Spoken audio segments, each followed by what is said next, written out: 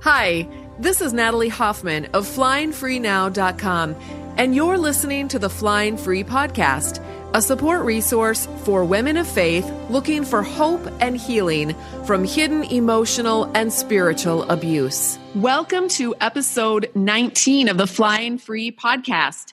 Today, Rachel and I are going to be answering 3 important questions that were sent in by listeners. I want to thank these women for taking the time to go over to our recording page. We have this little page where you can actually record your question, and that way we can actually include their voices on the podcast.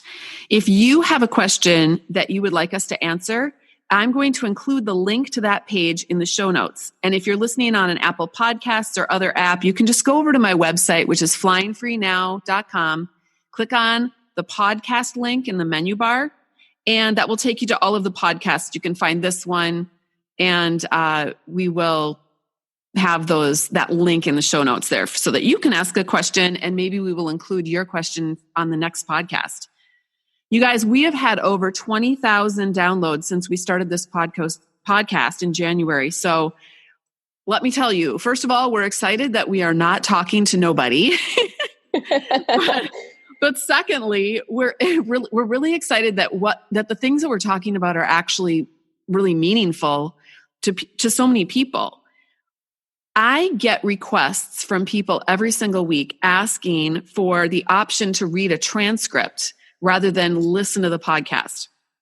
So I try to write blog posts as well, but so that people have things to read. But people also want to read the podcast. So the only problem is that it costs $1 per minute to have transcriptions made. So if a podcast is 35 minutes long, it costs 35 minutes to have that turned into a transcript. And there are other costs to doing a podcast. There are hosting costs and other things. So I'm going to throw out an idea and just see what happens. But if anyone is interested in sponsoring an episode for $50, what I will do is have a transcript made of that particular episode. We can include your name in the episode, like in the show notes, or you can actually dedicate that episode to a survivor that you know, to an organization that you want to advertise about. But we will include all of that in the episode and in the show notes. And whatever's left over, like let's say the episode is 35 minutes, so we pay $35 to have the transcription made. There's $15 extra left over. That money I would like to give to Rachel.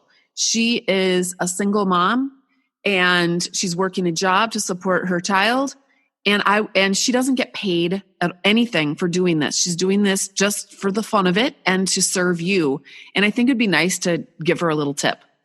I don't need anything because this podcast is a feeder into, I get free advertising for my book, which is called Is It Me? Making Sense of Your Confusing Marriage. I get to talk about that anytime I want to. And I also get to talk about my private Flying Free membership group, which opens up every 4 months. And so this is the podcast is kind of a feeder into those things, which do generate income for me.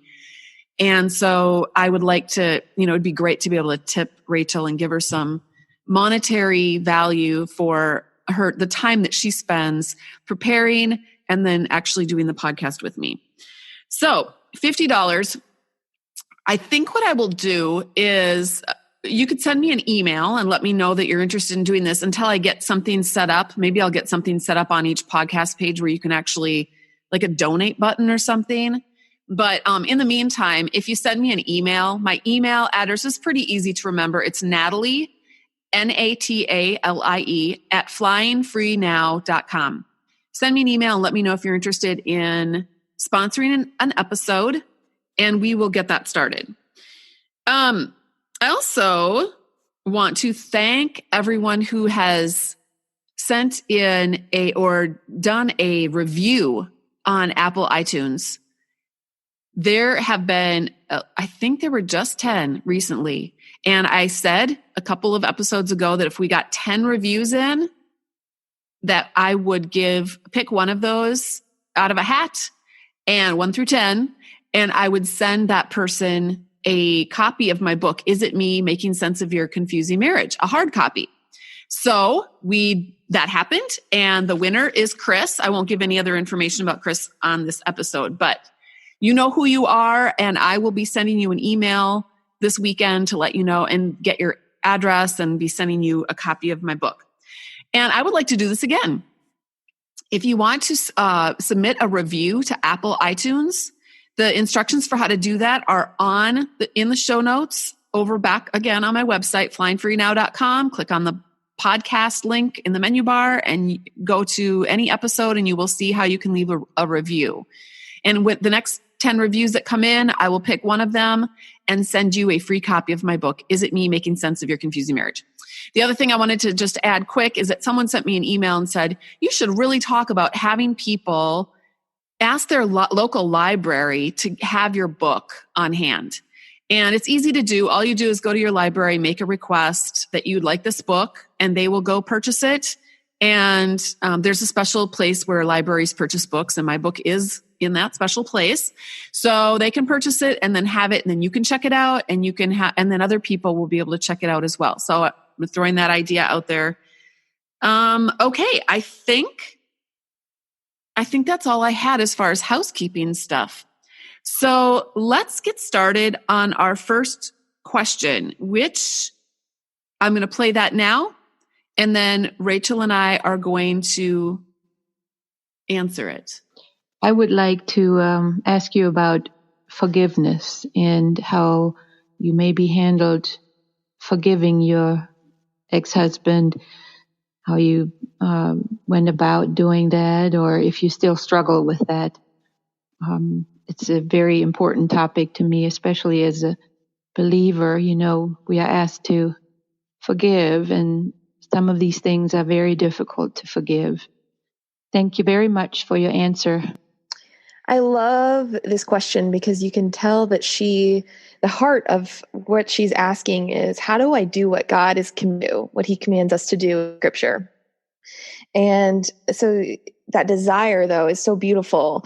And even when we feel overwhelmed by the possibility of forgiving someone who has hurt us so deeply, that this just to how God's Holy Spirit enable us to do something we have no idea how to do, that is only possible through His Spirit. So I think it is very difficult to forgive someone who spent years and years hurting you. And I think that to forgiveness, often there's a misperception that it's a one-time thing, where actually it's a daily thing, because that comes daily.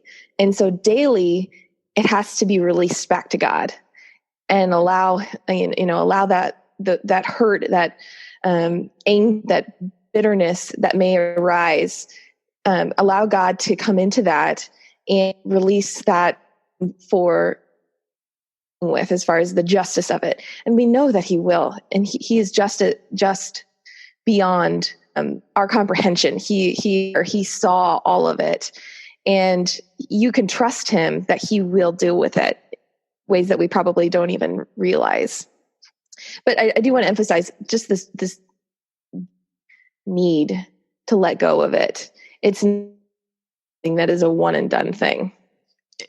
She asked about how do you forgive your ex? And I was thinking about that, have I forgiven my ex?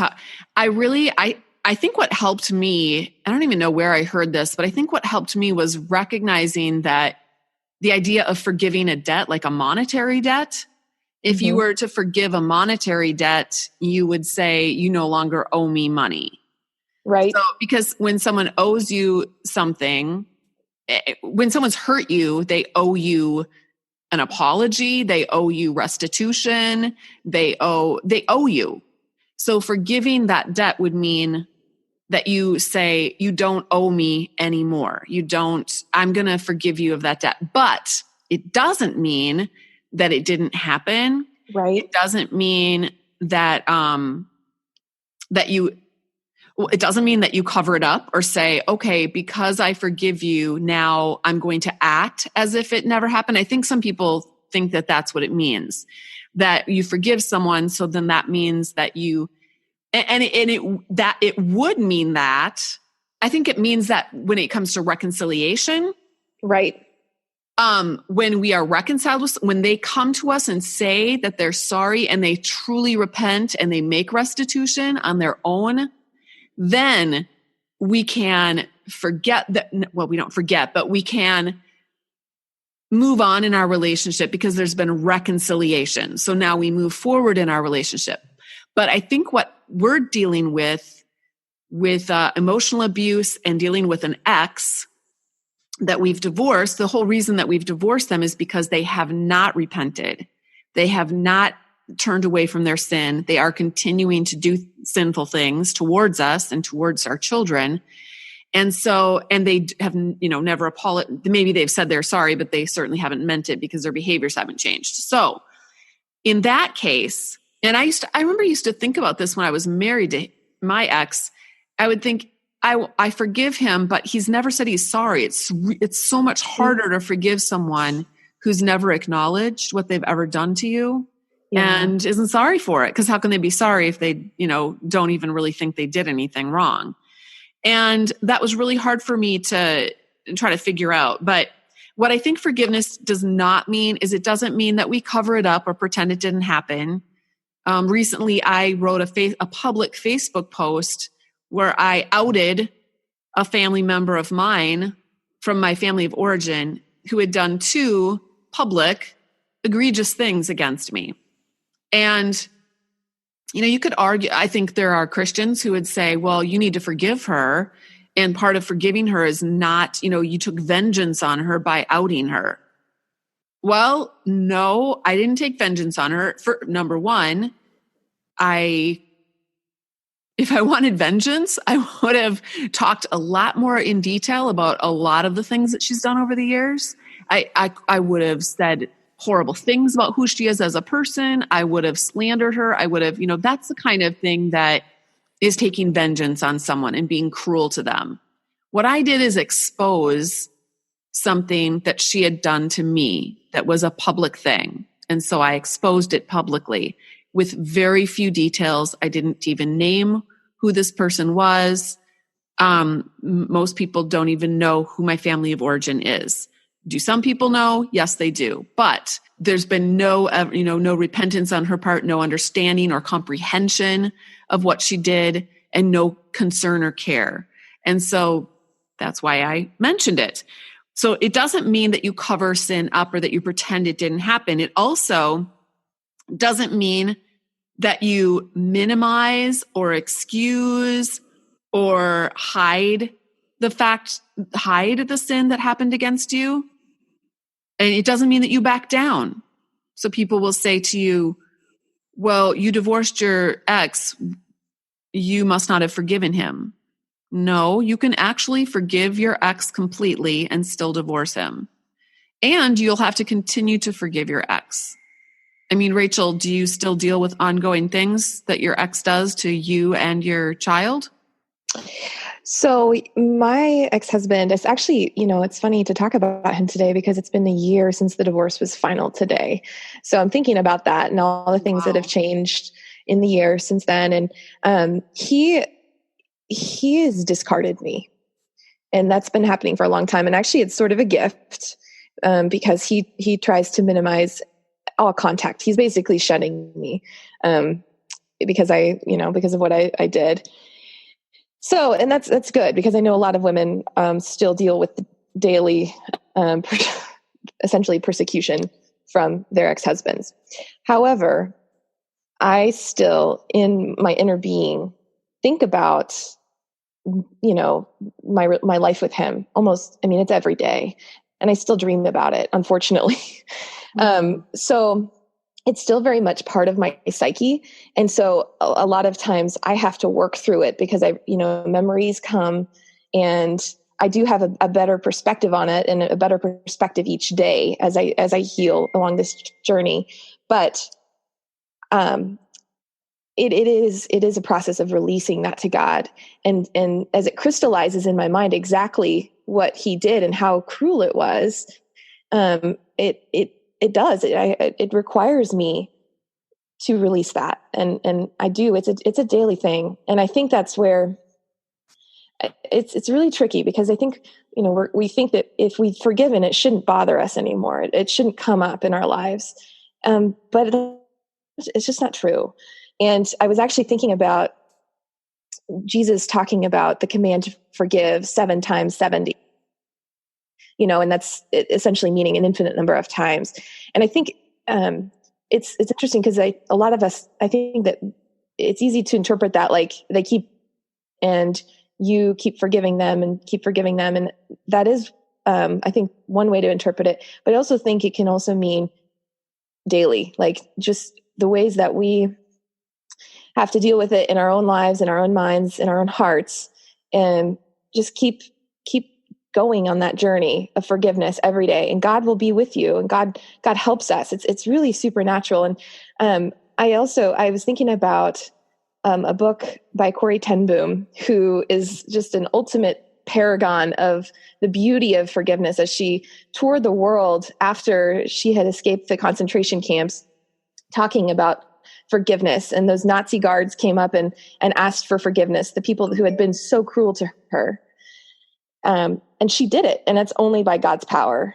And I think that that book is a really good way to be encouraged about what it looks like to forgive, and how much God does enable us to do that.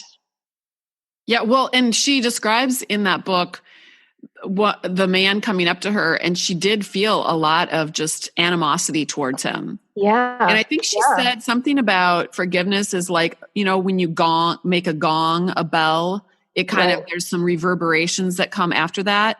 Mm-hmm. So it's not like, it's not like forgiveness is this one-time thing and you're done. It takes time. And if you are being re-traumatized over and over again, then you have to go through that process with each new hurt that someone does to you. Yes. And again, if those are adding up over time, because those people are never coming back, never trying to make restitution, that's going to be much more of a challenge than when someone comes, repents, and changes their behavior and wants to be reconciled with you. So yes, hopefully that gives you at least a place to, at least a different, maybe a different way of looking at it or viewing it than the kind of common way that we think, which is, well, if you haven't forgiven, it's somehow your problem and you are this horrible, wicked sinner if you don't just immediately forgive your abuser and move on with your life. Yeah. Trauma just does not work like that. And I want to add something to that, Natalie, and just say explicitly, forgiveness does not mean reconciliation. And a lot of people, especially in the church, want to conflate those two and make them the exact same thing, and they are not. You can forgive far and not allow them to hurt you anymore. Right. Because that's acting out of love for them, because it's not loving to allow someone to hurt you over and over and over again. So that is really tricky for women in abusive relationships to get their mind around. And I just want to say that explicitly. Right. Well, and I just had a thought too. Here's how you can know that you are really struggling with forgiveness. If all you can think about is how you wish the other person would be destroyed, how you hate that other person, how if all you can think about is just, I want that other person to suffer, then you definitely haven't forgiven them. But if you are able to let them go and be able to refocus your life on other things and dive into living your own life and moving on, and you've cut those ties, that's why it's so healthy for us to forgive, because we then get to move on. We're free from the damage. Well, we're not free from the damage necessarily. We might have to deal with that, but we're free from the hold, the stranglehold that person and their sin has on our life.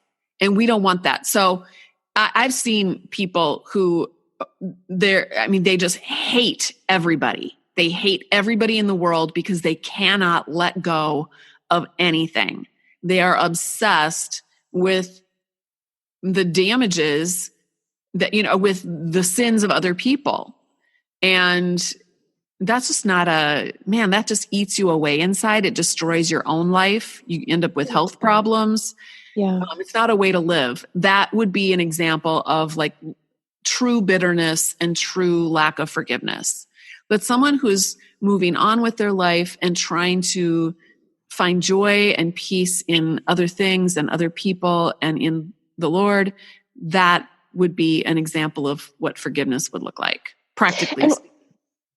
Yeah. And wanting this is, this is a lot to ask, but if you come to a place where you truly want the best for that other person, whether that means like God breaking into their life and turning, allowing them to experience the consequences of what they've inflicted on others, like that may be the best for them. But if you truly want what's best and for them to come to the truth done and how they interact with other people in their lives, that's a sign of forgiveness. That you don't want harm to them, but you really want God's truth in their life. That's right. Okay, let's play the second question. Hi, Natalie. You have probably answered this question so many times before. I guess I want to know, how do you really get your emotions out of the marriage? Like, I am now about to separate, and I'm just as much as I know things are toxic and not healthy and abusive, there is still this piece of me that's like, wow, but it's been 12 years. And how do I let go of the vision that I had of being with this person for forever?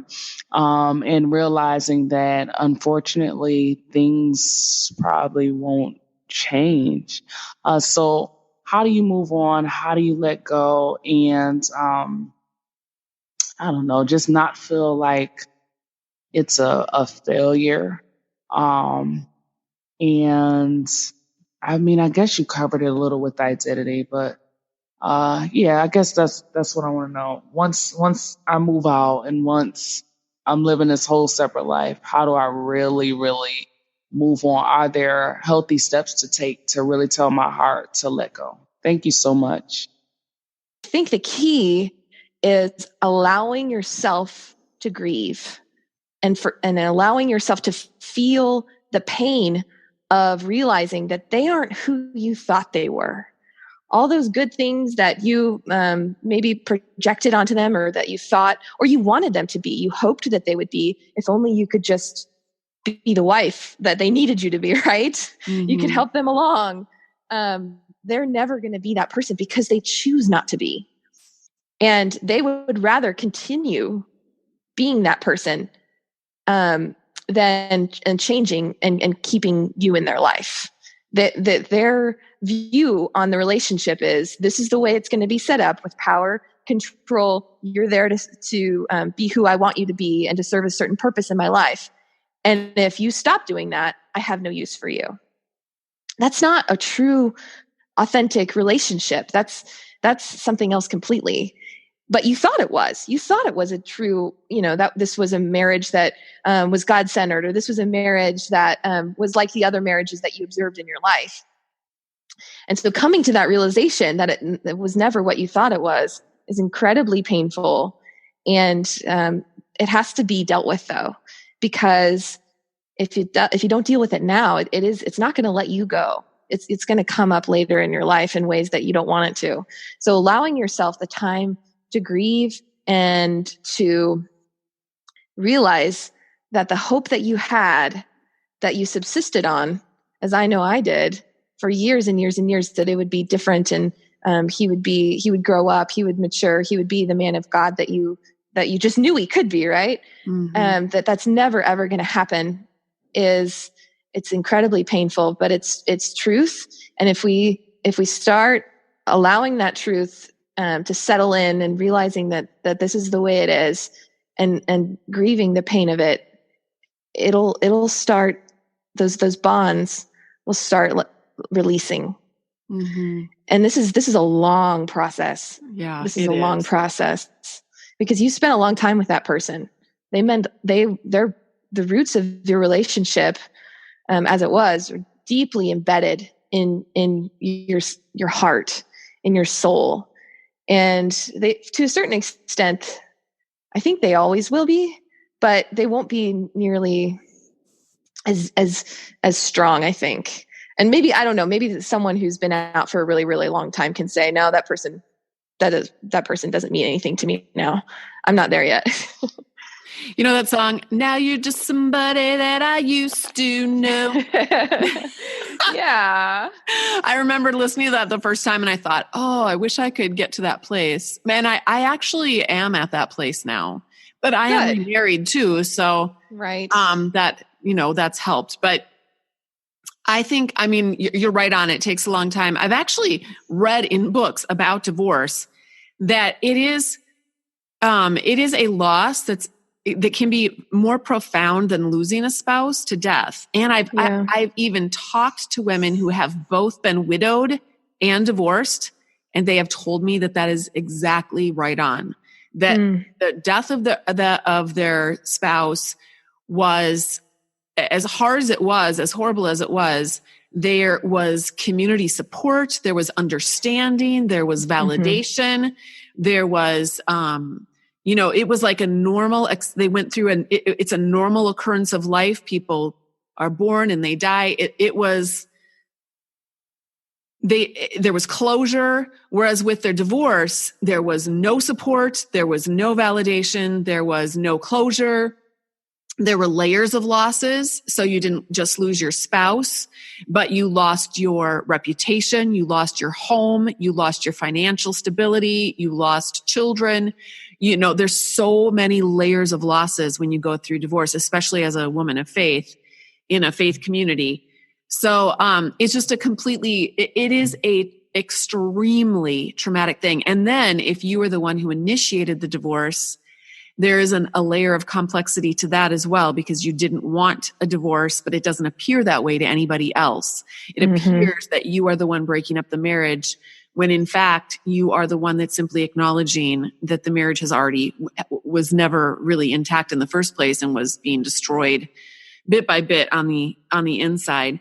I think that, so going through understanding the grief process and understanding that and kind of leaning into the fact, or making friends with the fact that you are going to have to walk through that process. And it takes that's not just a few days. It's not a few weeks. It's not a few months. It can actually be a few years.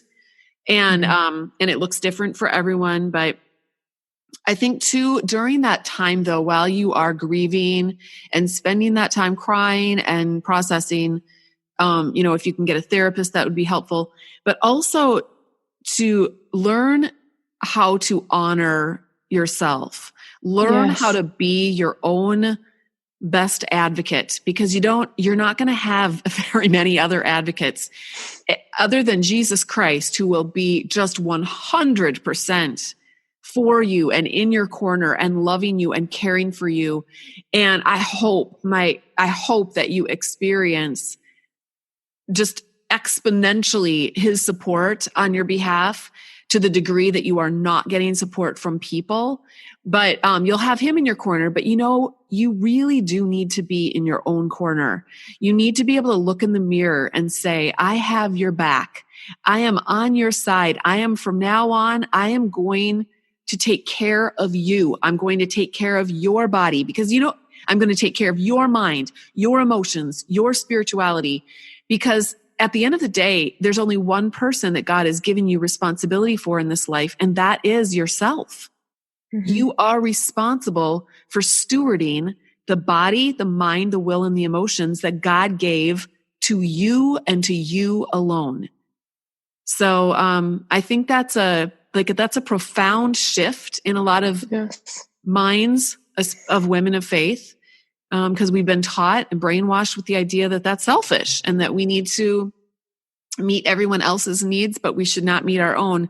That is a lie from Satan. And what that does is it just neutralizes your power. It neutralizes your ability to heal. It neutralizes your influence for the gospel of Jesus Christ in this world. It does so much damage to not just to yourself, but to everyone around you when you cannot take care of when you refuse to take care of yourself and you give it some kind of a spiritual spin. And I'm not saying you do that on purpose. I didn't do that on purpose. I did that because that's how I was taught. That's the only thing I was ever taught. So put the energy that was devoted to keeping this thing together, right? Because we're putting 100% of our energy into making sure that this marriage stayed together, right? Take that energy that you devoted to that and put it towards taking care of yourself and cultivating that relationship with yourself and seeing that you are inherently worthwhile and you didn't deserve what he did to you, but he did it, and you're going to pick up the pieces and you're going to move on and not let him continue to do damage in your life. Yes. A couple other just really practical things, then we'll move on to the next question.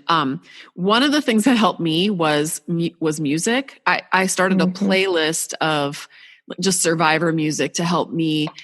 So many artists, not necessarily Christian artists, but actually it's mostly secular artists, to be honest, write about relationship breakups and write about dysfunctional relationships. And one in particular that I love is Sarah Bareilles. And I actually put together a Spotify playlist. I'll put this in the show notes of just all of her songs that have to do with bad relationships. And she just listening to her music was really healing for me. She's a phenomenal musician, but she's also a really great writer. And so that, and then also you need support. So you're not going to get casseroles from your church friends, but there are a lot of people out there that have they've walked this path before you, and they are going to have compassion on you. They're going to know exactly where you're coming from. And so feel free to, utilize support groups online. Locally, you might be able to find grief support groups, divorce recovery support groups where you can talk to other people who have walked through this. And that will really help you just have support from other people. Because we need to be our own best advocates. But you know what? We are made and wired to be in community with other people. So if your past interactions with people have been very dysfunctional and very, do what we say or you're bad,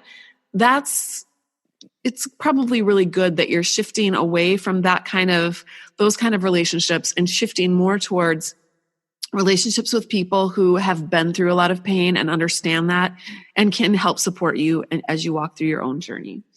So we're going to move on to the next question. I'm going to play that right now. My question is, I've been divorced for 5 years, married for 23. My boys now are 26, 25, 22, and 17.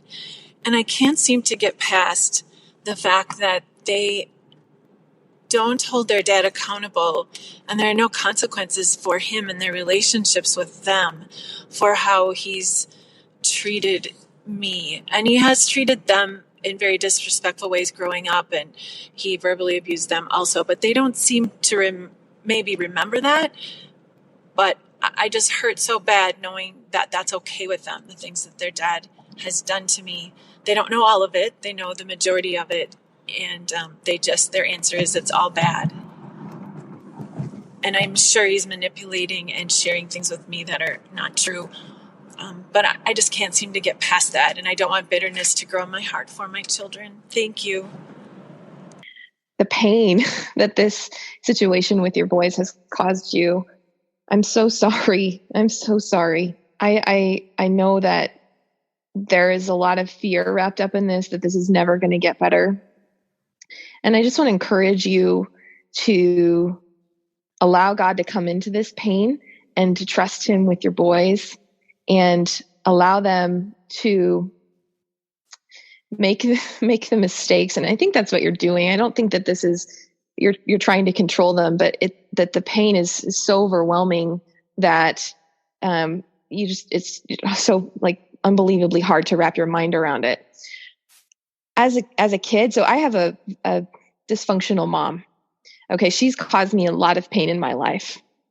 And I think about how I relate to her, and I have never stopped wanting her to love me and hoping, even though I'm realizing it's never going to happen, but hoping that we can have a close traditional mother-daughter relationship. And I think that may be where your kids are with their dad, is that he's always been their dad, even though he's caused them pain. The way he is all they've ever known. So maybe they don't think that they can expect anything more, but that doesn't stop them from wanting to have a relationship with him, and from being desperate for that love from him. Mm-hmm. And they're going to have to grapple with that as they get older and realize that he's probably never going to be who they want. But they probably also give him a pass, because that's the way he is all they've ever known. And so they just expect it. And then for you, the way that they've known you to interact with him and in your family as they were growing up, you kept everything together. You were taking up for him. Perhaps you were, making everything work, right? And so when you stop making things work, it's like they don't know how to deal with that, because it's completely unfamiliar. So they have to come to grips with the fact that the way that they saw things growing up was not okay. And maybe they'll realize that, maybe they won't, maybe it'll take a long time. But their inner landscape has been profoundly shaped by the way that they observe things. And I'm so sorry that this is so painful. I feel for you. Yeah. Here's the other thing too, is you are definitely not alone. This is a very, very common experience. It's something I've heard literally probably from hundreds of people in forums, and that their children, their older children, and I have experienced this as well, do not really fully comprehend everything that's really gone down. And for the reasons that Rachel already so eloquently explained. I want to recommend a book. I'm in the middle of reading a book called Brain Talk by Dr. David Schnark. And one of the things he talks about mind mapping and how we map the minds of other people. Humans are very good at actually picking up on microfacial expressions, tones of voices, the ways words are, used, the things that people say and the things that people do to us. So what is very traumatic, what causes traumatic mind mapping, is when someone is, on the one hand, does really nice things for us and seems to be a very genuine, caring, loving person who cares about us. But then on the other hand, does these underhanded things, or doesn't come to our defense, or does things that you can't really put your finger on what it is that's cruel, but it's actually, they're very cruel things. This causes traumatic mind mapping. And I want to read a quote from this book that explains how this happens to children, and one of the most profoundly damaging things that this does to kids when their parents traumatically mind map them. Of all the damage created by parents who do disgusting things, and by the way, when he says disgusting things, he doesn't mean disgusting in the meaning of it has to be sexual abuse or something. That's obviously disgusting. It can be as disgusting as this giving you the silent treatment when you don't do what your parent wants you to do. Here's the one thing I find hardest to accept. If you witness your parents do enough bad things, it can weld you to them for life. Rather than running away as fast as you can, their disgusting behavior actually makes you want to run toward them instead. They can make you their prisoner. How can this be? Once again, it has to do with interpersonal neurobiology. Parents' behavior can be so disgusting, it actually warps their kids' disgust reaction. Repeated exposure to disgusting parenting impairs this reaction, making it less odious for you to be around them. Either your mind mapping collapses to the point where you don't recall your parents' disgusting behavior, or you misinterpret it to be better than it is, so that you'll actually defend your parents if someone else questions their actions. That's all I'll read right now, but I'm just telling you, this is the tip of the iceberg of what this book has to teach on how mind mapping affects our lives. And light bulbs have been going off all over in my brain reading this book, Brain Talk. So I recommend this book. It's kind of expensive. I think I paid over $30 for it. It's just a paperback book, but it is extremely eye-opening and helpful to me to understand why my kids also do this. My older kids do this, and even my younger kids do this to a certain degree. They will come back from their dad's house and having experienced some traumatic mind mapping, and they'll want to talk about it. But if I bring up anything negative, or if I say anything or point anything out, they will defend him. Yeah. And this is the closest thing to a good explanation of it that I have found. Although, Lundy Bancroft has a book, and now it's failing my memory what it's about. I know what it's about. It's about how parents, it's about parental alienation, or how abusive parents can actually turn everything around so that children can reject their supportive, loving, healthy parent and actually support and want to be around the parent who is abusive. But my personal theory, based on what I've read and what I've experienced in my own life and what I've seen from talking to so many other women, is that these older children, just like Rachel said, they want so badly to be loved by the parent that is abusive, that they will throw the other parent under the bus in order to gain that love and approval from the parent who's abusive. And when a woman stands up and divorces her spouse, it's easy to look at that and go, well, she must have been the problem. Look what she's doing. You usually rise up, and you have to have a lot of energy to go through the hell of divorcing an abusive person. And that energy comes from a lot of the anger and frustration, and I'm done. I am done. I am no longer doing this. I am no longer in denial. I will stand up against this no matter what. And of course, when you are doing that, you are looking very strong. You're looking very powerful. You're looking like you're in control, because you are becoming strong and powerful and in control. You're taking control back of your life. And that can be interpreted by older children as, my mom's fighting. My mom, and then of course the abuser will put on a show of, oh, she's leaving me and she's so mean to me, and on and on and on. And then everything, the traumatic mind mapping that they did all through their childhood has left these gaps in their brain, and they're unable to put the pieces together. Literally. Like physiologically unable to put the pieces together. And it probably won't be until they're much older and have some of their own life experience, or have friends that have gone through similar things, that they are going to look back and see things that happened in their childhood and see things for what they really were. This is actually happening to me. I had brain gaps from my childhood. And as I've been mind mapping, working through traumatic mind mapping in my own life, I have been able to put together a lot of really crazy pieces that have been missing. And now I have a much more complete picture of my own past, and it has brought tremendous healing to my own life. But I'm 52 years old. It's been this long, and I'm with Rachel. I wanted to be loved. I was desperate to be loved, but it's not. I am saying a lot.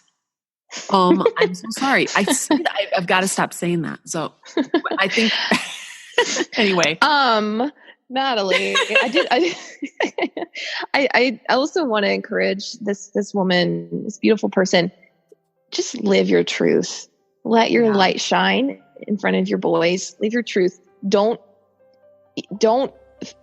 fall prey to this idea that in order for it to be truth, they have to validate it and accept it. That's not true. You know what the truth is. Live it in front of them, and they may not like it. It doesn't mean you have to talk bad about their dad, but live who you are and what you know.